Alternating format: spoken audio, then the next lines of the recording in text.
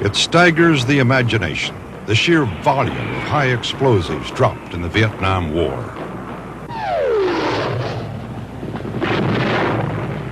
American warplanes delivered almost 7.5 million tons of bombs, more than 3 times our total for all of World War II. The helicopter came of age as a military machine.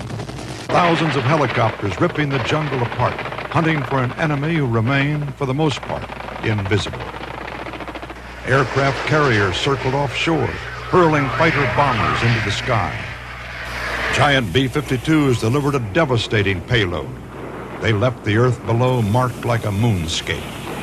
7.5 million tons, and the enemy fought on.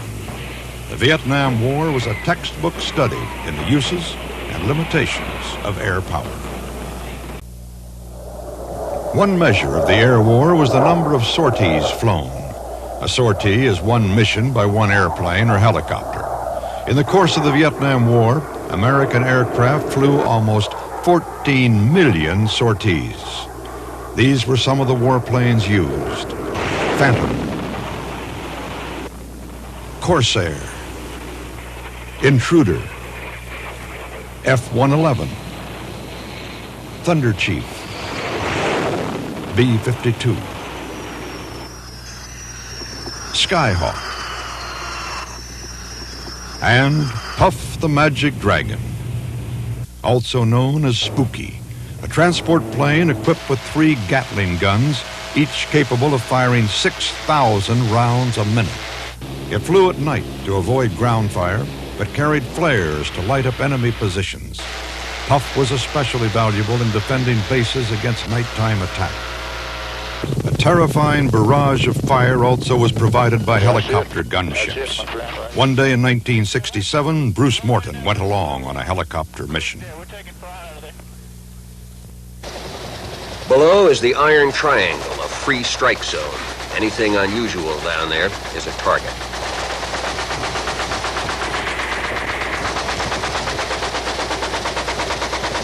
Above 1,500 feet, the gunships are out of effective rifle range.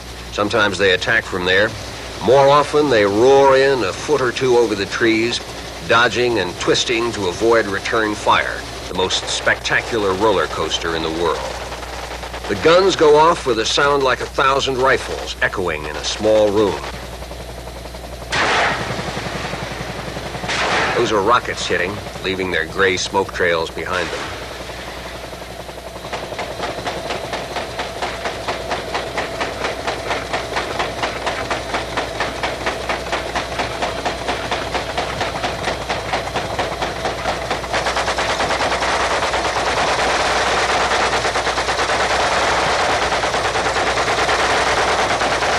Most of the targets are anonymous, like these. The thousands of rounds are aimed at map coordinates or a landscape feature, a hillside, a few houses. The pilots see their tracers going in. Sometimes they see the enemies coming back. They seldom see people.